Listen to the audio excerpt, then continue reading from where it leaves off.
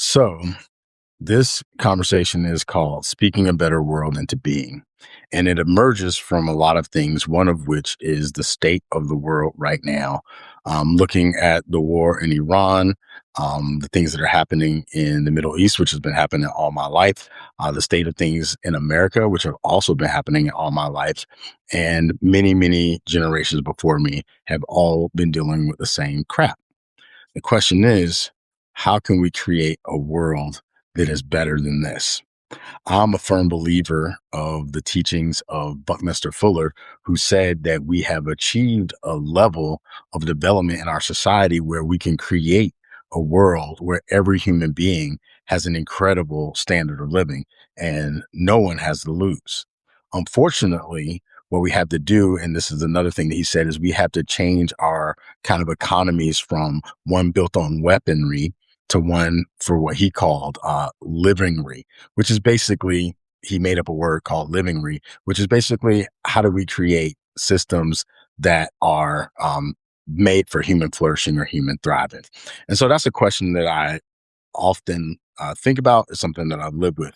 At the same time, I am often impacted by the things that happen in the world that I can see are needlessly operating from a scarcity mindset.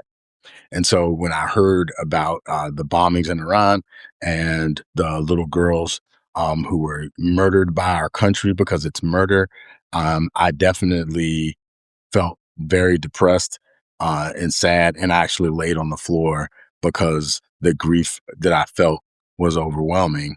But then I sat with it and I was able to get up because even in the face of devastation, the way life works is, say we destroyed this whole planet, which we easily could because we're stupid. But let's just say that our stupid went to the furthest reaches, and we were able to destroy everything. And then there were no more humans. What would happen is life would not stop and go, oh, well, humans are the center of the universe. They destroyed all life on this planet. So I guess I'll just sit here and be dead. It won't.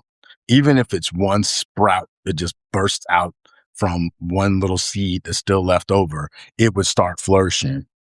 It would find a way to flourish because that's what life does. And when we are partakers of true life, that's what we'll do. So even when we get knocked down, partakers of true life will, at the same time as they're going down, they're going up because they know this is not about knowing cognitively, but it's an inherent knowing that we are meant to live life, to express the fullness of life. Humans, because of our vacuous state of consciousness, many times are destroyers of life because we are afraid of death, which is, I've talked about many times before. We're so ignorant that our fear of death makes us destroy life because in our insane minds, we think that we can control death by causing death because we think that we can, if we can become the cause of something, then we think that we have control over it. And so a lot of very weak, super, super pathetic to the degree you can't even imagine, mostly men, and then very afraid women to some degree who feel like they need to get protected from very weak men who then destroy things to feel like they have power. These like incredible weakling humans, those folks, they cause death just because they want to feel like they have control over death. Do you understand what I'm saying? That they destroy and kill to feel like they have power over life and death. But it's really because they're afraid of death. And so they can't really live life. They can only destroy it. And that's pathetic and sad. As I've said before, they are the worst. But at any rate, that is because their minds are insane, because they don't understand that the fullness of life also wants to move through us and for us to be channels of life. And so since we can't be channels, many of us can't be channels of life. And those of us who have the capacity to be channels of life, sometimes because of that same capacity, we sometimes believe in people who aren't worth believing in because we want to believe that they can be better. But some people absolutely cannot be better. There's like literally nothing you can do because they're so weak-minded and insane that there's nothing you can do. And once you realize that and you stop wasting your life on them, you can actually invest your life into creating something better. And that's what I'm trying to share today. speaking a better speaking a better world into being. And so, how do we do that? First, you have to understand what our situation is. There are some people that are like the Grim Reaper uh, projection. We can't do anything about them except for not give them our energy. And to a degree, we can't do too much about the people who are so afraid that they will just go along with psychos thinking that they will protect them. They won't protect you because they're too weak to protect you because they're insane. So you got to stop giving your energy to insane people and start to collect relationships with sane people, creative people, people who understand that we are meant for flourishing. What's up, Mr. T? We find people who know that we have this capacity within us and will then use that life giving, life breathing, life being capacity to create a better alternative, as the alternative I talked about earlier with Buckminster Fuller saying that we could create a world where every human being can thrive and have a great standard of living if we move away from weaponry to livingry. And that's just a little bit of a recap. So then what is livingry? Livingry is like when I plant a seed in my garden or multiple seeds in my garden in the spring, that is operating from the principles of livingry. It's understanding that life is designed and created and intended to flourish, not to do whatever the heck we're doing with our insane mindset in America. But if more of us can adopt this flourishing mindset and straight up ignore these other fools and start to create that and build our energy and build our capacity with other people who have that mindset, we would then create an alternative, which then goes back to another thing that Buckminster Fuller said. He said to change things, you cannot fight the existing reality. You have to create a new reality that makes the old reality obsolete. And this is where we keep being ignorant. We keep trying to fight the existing reality instead of focusing our energy on creating a better reality. Because then once people see the better reality in a way that's pronounced, they will then go towards that better reality. But if you don't create a better reality and you just keep arguing with the dummies, then they just think, well, the only options are for the dummies to stop. And so things can get better. But things aren't going to get better because the dummies are not going to stop. So you have to stop wasting your time on them and create a better thing. And then ask yourself the questions, what would a better world look like? A better world will, from my perspective, a better world would be something that focuses on the well-being, the flourishing of all children, the well-being and flourishing of all people in general, to create schools that don't just teach to the test because the teachers are scared of getting a bad report so that they then teach to the test and the kids don't learn how to learn. They just learn how to pass a test with specific answers. Instead, it would be like, how do you expand on the genius that you came into the world with? And how can we expand that and flourish? Because if, like, say we go to the analogy of a garden, right? And you plant a tomato seed, then you will give that thing what it needs to have flourishing tomatoes. But if you plant the seeds and you plant tomato seeds, but you want them to be oranges, and then you're like, why won't you be an orange? An orange is what I want, but it's a tomato. That's stupid. But in fact, that's what we do in a lot of our systems. We say, hey, we want to produce this many oranges, but we're going to just throw all these random seeds in here and see what happens. And then if some of them happen to be orange, then we're like, way to go. And if a carrot pops up and a potato pops up and all this other stuff, then we're like, oh, well, how could you be more like an orange? Because that's what we want. That is ignorant. And we do it all the time. But in a better world, you would understand what you're planting and understand the signs of what it's going to become. And then out of understanding that, you will give it what it needs to flourish as it is, not as what we want it to be. And then we can benefit from that as a community, as a society. So that's basically part of the way of speaking a better world, is to be able to ask better questions. And then with those answers, ask even more better questions that all contribute to flourishing. So that's just an example. But unfortunately, a lot of us don't do that. So what I've been trying to model is how to say no to certain things, because we also have a problem saying no. And we have a problem saying no because we have a problem hearing no. We have a problem saying things are wrong because we don't want to hear that we're wrong. But sometimes no is the right answer and wrong is also the right answer. As someone said to me, no is a complete sentence and wrong can be a fact. So if somebody comes up to me and says 5 plus 5, let me see, is that 33? And I'm like, I don't want to hurt their feelings. I'm not going to tell them they're just freaking wrong. I'm just going to say, oh, well, that's a good guess, blah, blah, blah. No, it's not a good guess. You're just making stuff up. Even with my kids, when I was trying to teach them math, and I'd be like, okay, kid, what's 5 plus 5? They'd be like, 42. I say, man, you ain't even trying. You're not even trying. No, don't guess. Look at your fingers. Like, count these things. Be slow. But we also are in a rush sometimes to make things be what we want them to be instead of letting them take the time that they need to become what they already are. And we can't do that. We got to be like, yo, okay, this is the reality. But we have such a hard time with that for the same reasons that these other insanos are causing wars and all sorts of because of the fear of death. I could beat this drum all day. But because we also are afraid of death, we negotiate with psychos, and then we get less of what we could be creating. So you got to learn how to say no to a psycho. You got to just be like, no. And then just no, that's it. That's end of negotiation. You said something crazy, end of the negotiation. Now, if it is reasonable, okay, we negotiate.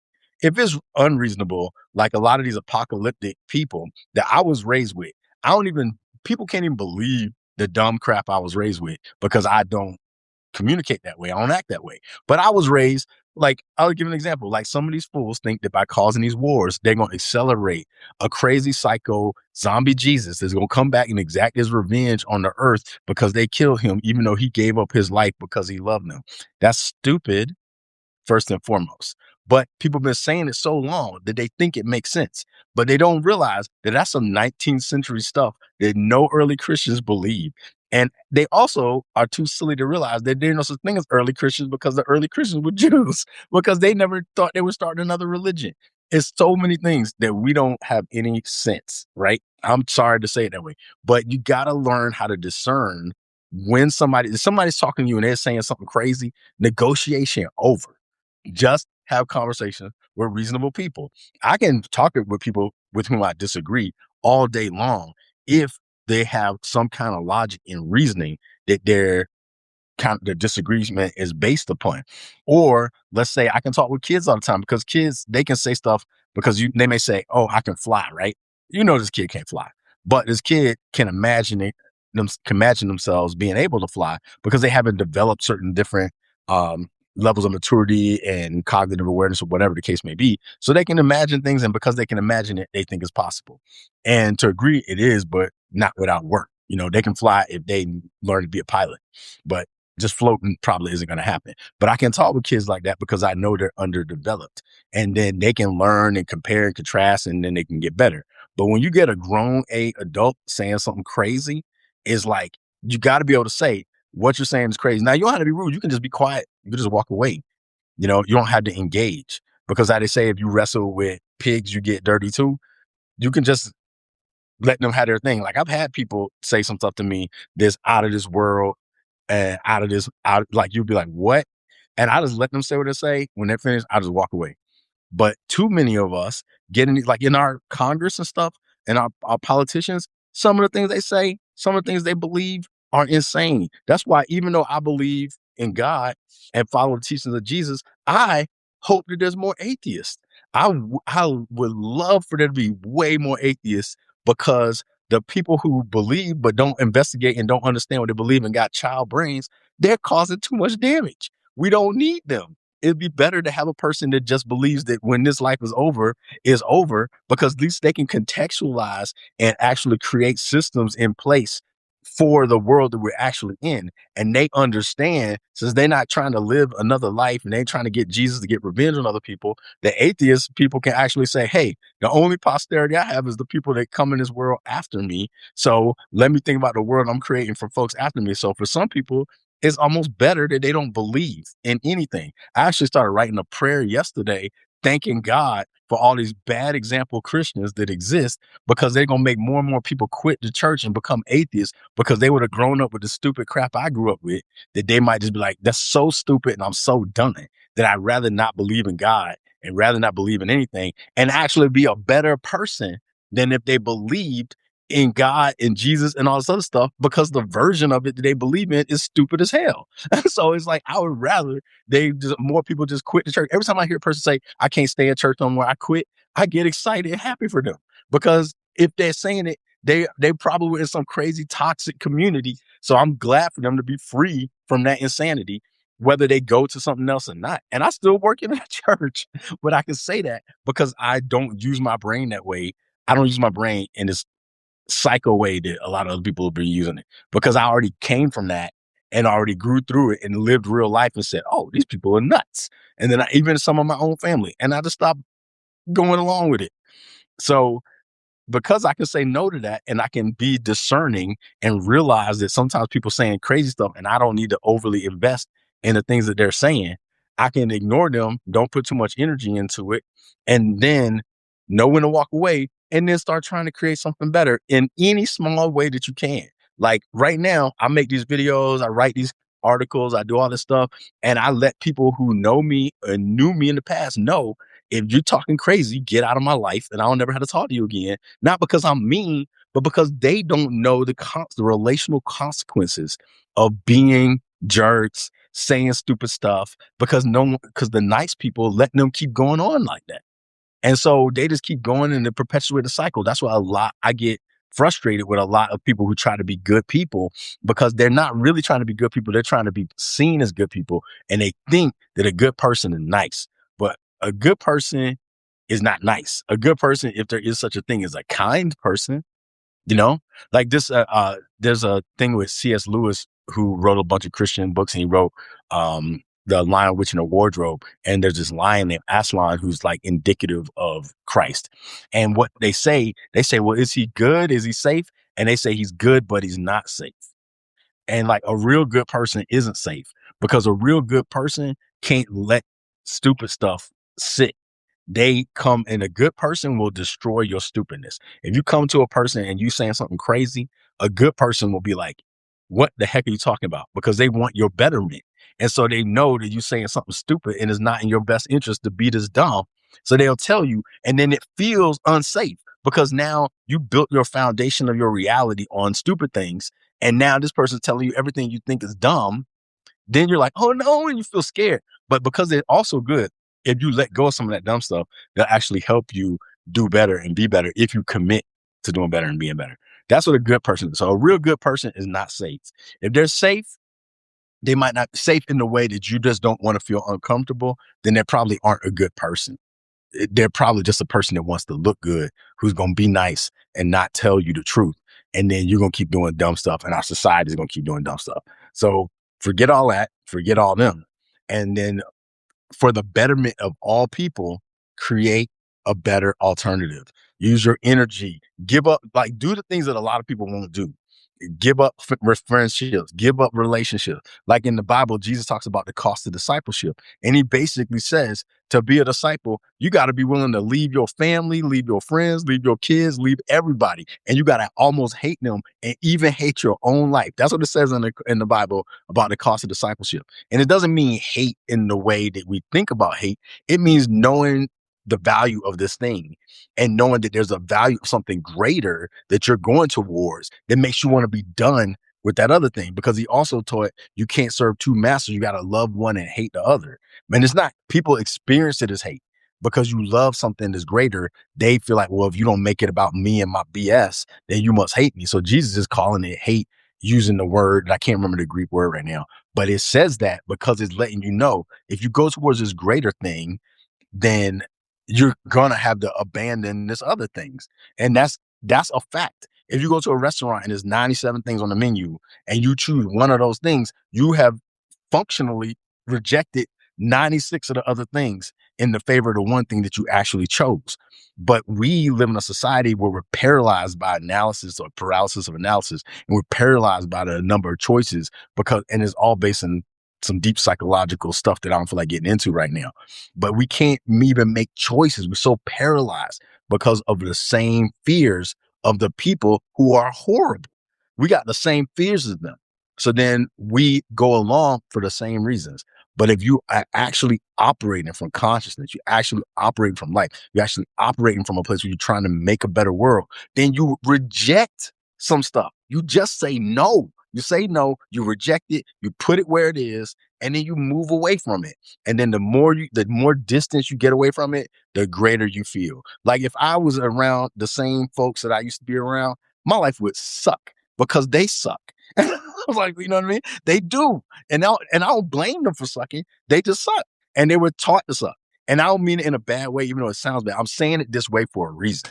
This things that I'm saying and the way I'm saying it are for people who've had enough. And when you have enough, you're just like, I'm done. And there can't be anything else. You got to be done, done, done. And a lot of us don't know how to be done. So I'm making this video and this content for people who are ready to be done, but they ain't quite done. But then if they contact this information that I'm saying or these words I'm saying, they can be like, oh yeah, I'm done. So I'm just giving an example of what done is like. And that's my service right now. My service is to just paint a picture of what done is so we can start some new stuff. So we can move from weaponry to livery. So we can make new things to make the old things that don't work obsolete. You get what I'm saying? I mean, I'm saying you get what I'm saying. Only one person's up here. I get what I'm saying, and hopefully people who watch this later get what I'm saying. And it may sound intense, but the only reason I'm being intense is because I'm trying to draw a definitive line. If I make a fuzzy line and you can't tell the difference, then you're gonna be like, well, where does he stand? So I'm saying I stand over here. I stand over making a better world. I stand on treating people the way that you want to be treated. I stand on being equal for all human beings, black, white, lesbian, gay, straight, transgender, able, no physical abilities. I can't even think of the categories. All the categories, I'm open to everybody, even dumb white supremacists who are tired of being stupid. Because a lot of white supremacist people, they are just afraid of erasure and the same fear of death. So it makes them insane. They see everybody as a threat because they're afraid of getting erased. And if we're afraid of it too, then we just perpetuate the cycle. We got to be like, yo, you're inconsequential and everything you think is ignorant. So that's not even bothering with you. And then it takes some of the fuel away from them and we invest that fuel in creating better things. Cause I'll be straight up. I got a lot of white friends that are more conscious about black stuff than black people, because some black people have bought into white supremacy so bad that they think that their safety is calling up the people who hate them because they're just like, well, I'm one of the good ones. And then they think that. So they're worse than the white supremacists. No joke. And I have some friends as white that's like, what's wrong with y'all? I had a friend yesterday that was telling me they felt awkward because they were talking to some brown people who were basically white supremacists. And they were like, how is this possible? And I was like, oh, it's possible because of that super stupid bad education that I was talking about earlier. And we're seeing more and more of that. So it can't be about the surface level. It's about accepting what is and then creating like the pathways and avenues for the flourishing of all beings. And anybody who supports the flourishing of all beings is in. And it's not that the other people are out. It's just that they can't bring that dumb stuff with them. You know what I mean? They're welcome, but they just can't bring some of that. Like, they say come as you are. It's like, but you can't stay. Come as you are, but get better while you're here. You know what I mean? Like, don't come with this dumb stuff. And that's hard for a lot of people. And I know it is. And the only reason I'm saying it as intensely as I am, and the only reason I'm saying it as directly as I am, and the only way I'm saying it as like slightly comically as I am, is because if I make it gray, people will not be able to discern. So I'm saying it for that. If you're meeting on the streets, I'm not going to be an a-hole to you for no reason. I might listen to you and go, oh, this person is silly. And then just like stop talking to you. But if you're a person that is trying to make transformation and you can't tell what's what, because I know a lot of these folks out here, when they're looking at the choices that they have, they're like, I can't tell the difference. I don't know who this and that. And there's a lot of people with this situation where it's like, I didn't vote for this. I didn't vote for this. They voted for safety. They were so afraid that they voted for what they thought was going to be safe from a person who's proven that they are not safe, whatever that is. That's why you can't make safety a priority. You know, you got to make goodness a priority at least, but not goodness and safety. Because safety is, if you think about safety, you already know you corrupted. Because ultimately, none of us are safe. None of us are safe ultimately. If you're talking about keeping your body alive forever, which is a stupid criteria for anybody to make any decisions on. That's why even some of this religious stuff is pointless, because this is what religion sells you. And I'm saying this as a Christian who's been studying the Bible since I was 6 years old. Let me tell you, If your brain is telling you, let me do this, that, and the other thing because I don't want to die. And after I die, I want to go to heaven and get all the things on earth that I didn't get because blah, blah, blah, blah, blah. You are a corrupt, ignorant person, period. You are. And I know that that may hurt to hear, but you are a corrupted, ignorant person because you are forfeiting the life that you actually in right now, not in a like materialist gain kind of way, just like being present with people, loving people, getting to know people, having different experiences, all this stuff. You're willing to let thousands or millions even people die so you can feel safe because some liar tells you you're gonna be safe. And I had a person who got bothered with me recently said as a Christian, they said I was a reason for the division in the world. I ain't that powerful. They said I was the reason for division in the world. And as a Christian, blah, blah, blah. And they told me I should be, supporting some other crap that I ain't gonna support. And they think that. And then they told me their justification. This man's keeping us safe. He's keeping us safe. That's not true. That's not true. Most of us aren't even in danger. That's what's sad. Many of us are not even in danger, bro. Many of us are just living. We might have some discomfort. We might have some things like we ordered a sandwich and it wasn't to our liking. We got some preferences, but most of the people in America, even the poorest people, aren't unsafe. Like some people are actually unsafe in the world. Most of us aren't unsafe, but we're so cowardly and fearful and afraid of being unsafe that we, for our own comfort, will let people get slaughtered, murdered, killed, and then have the nerve to think that we're good people. You are not a good person. 100% you are not a good person. If you think that your safety prioritizes the whole planet, then how can you be a good person? You're the worst kind of person ever. You're not a good person. And I don't mean it in a mean way. That's because I believe that some people want to be good, but they can't tell the difference. So I'm trying to tell you so you can tell the difference. A good person wouldn't do that. A good person would not prioritize their illusion of comfort and trying to be safe so that other people can get murdered, killed, which is, I guess, the same thing. I don't know why I said both of those. Get put in jail, get all this stuff that happens to all these people. And people wonder, like, how did it get this bad? It's because so many of us are so afraid and so cowardly and so want to be safe that we don't give a crap long as it doesn't get in our immediate sphere. As long as we can go into our house and barricade ourselves and watch our shows and drink our lattes and all this other crap. We don't care what happens to the rest of the world long as we feel comfortable. But guess what? You're still going to die. You're still going to die. All that, you're going to destroy the world through your lack of awareness, and you're still going to die.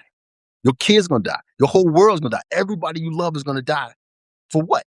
You ain't even going to experience anything. You're not going to enjoy them. You're not going to be able to savor the beauty of the moment because you're afraid of something that's going to happen anyway. When if you embrace that reality, contextualize things into what is, you can then create better worlds for yourself right now and better worlds for the future generations if you just accept that you ain't going to live with nothing but this one that you're in right now. So do what you can do now, the best you can, and then let it go because you ain't going to have a choice. You're going to have to let it go anyway, instead of letting the whole world burn so you feel comfortable and then still think yourself as a good person. Please, you aren't. I'm not. And I'm aware of this stuff. And I won't go so far as to say I'm a good person. I'm working toward goodness. That's why Jesus, when they called him good teacher, he said, why do you call me good? There's no one good but the creator. And if you want to be even remotely good, guess what you got to do? You got to be a creator. You can't be a destroyer. You can't be a person that is looking upon other people as if they're nothing. That's not a good person. It's not even going towards goodness. I said a lot. Only Mr. T heard some of it. Hey, what's up, Mr. T? But anyway, the point is, if you're going to speak a better world into being, you got to be exactly aware of the context that you are in. You got to know how to say no. You got to know how to push away the things that don't go towards the good world that you say you want and only choose the things that go towards the thing that you want. And then as you do that and build on that and build relationships surrounded with build relationships with other people who also desire a better world and channel the things that you've been blessed with into the creation of a better world, then you can do that. But you got to change the conversation. You got to change the questions. You got to change the relationship. You got to let some people go. You got to walk away and know when to walk away and just let the old stuff go. Like Jesus, again, a lot of people don't even understand why I'm always down with Jesus. I'm down with Jesus because Jesus was real. And I don't know if he even existed, but he was real. Because if you read the teachings, just like this one dude was like, yo, Jesus, I want to roll with you. And he's like, let me just go bury my dad real quick. Jesus said, hey, bro, let the dead bury their own dead. If you want to follow me, let's go. So Jesus told this dude, don't even bury your own dad. Just get the step in. Let's go towards this good thing that you're talking about. Your dad's already dead. He can't do nothing for him. You know what I mean? Go create a better world. And I wouldn't even say that to somebody. And they say Jesus was the sweetest dude. And I wouldn't even say that to somebody. I'd be like, I understand. But I'm telling you that just to say, I'm saying a lot. But the reason why I'm saying it is because I'm trying to paint a clear picture. I'm trying to talk about like the things that it's going to take to actually do the thing that we say we want to do. And that doesn't mean you ignore stuff in the sense that you like don't get hurt. Because as I start this video off saying, when I heard about those kids getting killed in Iran, I got so sad that I had to lay down on the floor and I felt the pain and it washed over me and I felt all the feelings I felt. And then life was still moving through me. And then next thing you know, something started sprouting. Said, that's it. I'm done. I'm getting up and I'm saying I'm going to go toward the life that I know is possible because that's what life does. That's what life does. Life keeps growing no matter what happens. And the more of us that become alive, and I'll end this with saying a quote from Howard Thurman, which was he said, don't ask what the world needs. Ask what make you come alive and go do it because what the world needs is people who've come alive. So that's what it's about, becoming alive. If you become alive, then everything you speak is full of life. And then when everything you speak is full of life, then you speak a living, like flourishing, better world that's to be in. But if everything you say is based on your fear of death, then all you're doing is speaking death. Even in your efforts to be good is just death and death and death. That's why Jesus called a lot of those religious fools that most religion people are fools. He called them fools because he called them he called them whited sepulchres full of dead men's bones. That means on the outside, they look, beautiful, but they were full of dead bones, even though they look good on the outside. And that's what Jesus called them because all they are is full of death because that's what they're afraid of. That's what their focus is. And they say where energy goes, where attention goes, energy flows. If your attention is just death, death, death, I'm afraid of dying, I want to be safe, then that's when your energy goes and that's what comes out of you. That's the world that you create. But if you come from a place of life, everything you say, you could say, can I get fries with that? And then life will be coming out of you. And that person like, "Mwah," and it'll be like life, bro. And all of us have access to that. Every single one of us. But we gotta choose it. We gotta choose it. And when we choose that, we gotta be like, done with the rest. So I said a lot because that's what I got to give today. That's what life is speaking through me. And I know that whoever it hits, you don't try to agree in your mind because your brain, I'm gonna tell you right now, as I said I was gonna end this, but I'm gonna really end this in a second because my battery's gonna die and it's not gonna matter. Your brain is designed to keep your body alive. So it will always look for threats. And so you cannot trust your brain when it comes to trying to live a complete and full life because it will see anything that makes it uncomfortable as a threat. So don't try to understand me with your brain at all. Don't understand what I'm saying with your brain. Understand it with your being. Pay attention to nature. That's why I use examples of flowers and tomatoes and fruit and stuff. Pay attention to everything that flourishes without impedance in life because humans don't do that. We don't do that. We like a freaking cancer to things almost everywhere that we go because of our fear. So look at things that are not fearful. Look at animals who they only feel fear when they're getting chased. And as soon as they're not getting chased, they're not in fear anymore. And be more like that. If nothing's chasing you and you still feel scared, that's because you're programmed. Because if you feel like you're going to die because somebody said, hey, man, can I ask you a question? And you're like, that means you're under an illusion because you're not really threatened. So try to not trust your brain is going to tell you these lies. Trust what flourishing does. Trust what life does. And then when that stuff comes up, you ain't got to be condemned for it coming up because you get programmed to think that way. But laugh at yourself and be like, I'm silly. What in the world? Why am I believing something that clearly isn't true? There's no tigers to be found. When some tiger shows up, run your ass away. And then when you get away from the tiger and you back to safety, laugh about the fact that you got chased by a tiger. And then if you get eaten by the tiger, then it doesn't matter. Anyway, I said a bunch of stuff. Mr. T, you're the best for sticking around. I don't know if you're the real Mr. T and you got like a mohawk and some gold chains or whatever, but I appreciate you being here. And anybody else that shows up, if I came off as like, that's just how it is. If you want a more polished version of how I express myself, that's like takes like days and days and days for me to express it and to get it fine tuned, then read my writing. I got stuff that I've been writing on for like months and months and months with pages and pages and pages. If it comes out on my Substack, it has not been something that I just sat there and just typed it and put it out. It's like got months of my life behind it. And that is more polished and refined and all that stuff. This is just me unfiltered, unpasteurized, and stuff like that. So take that with whatever it does for you.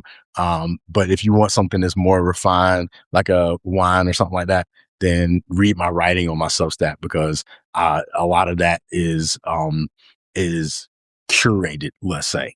And actually, I'm writing on a piece that I really am excited about that I don't know if I'll ever publish or ever be finished called A Real Fake Letter to Real Fake Christians. If that comes out, I invite you to check it out. I really want it to be done. I've been working on it for a while. And I just have not finished because I just like, it just isn't hitting the way I wanted to hit. But if I do get it out, it'll be because it hit the way I wanted it to. And so I put that out there. But and if you want to look at other stuff that I've created in the past, it's all been stuff that I like worked on and worked on and worked on. And some of it, I even go back and fix it if I get different thoughts later. I'll come back to it and like edit it a little bit. But it's always the stuff that is curated. And then if you're down for some like, this dude's going to drop a stream of consciousness and he doesn't even know what he's about to say, but maybe there's some jewels in it, then keep listening to this. All right. I love you. You're the best around. No one's going to ever take you down and all that other good stuff. And if this hurts your feelings, it only hurts your feelings to make you know that you actually are a feeling being so that you can actually use those feelings to feel more of what other people feel and become a more compassionate person. I'm not really trying to hurt anybody or make anybody feel like shit. But I am trying to help people pay attention to what they're doing and to not be hypocrites because we got way too many hypocrites. So our hypocrite to like being real ratio is really bad. Again, that's why I hope that we get at least about maybe a 90% uptick in atheists. In the name of Jesus, I pray for more atheists because we need somebody to cancel out some of my super dummy Christian brothers and sisters because we ain't it. Not all of us, but some of us are not it, bro. I'm not even gonna lie. And with that, peace.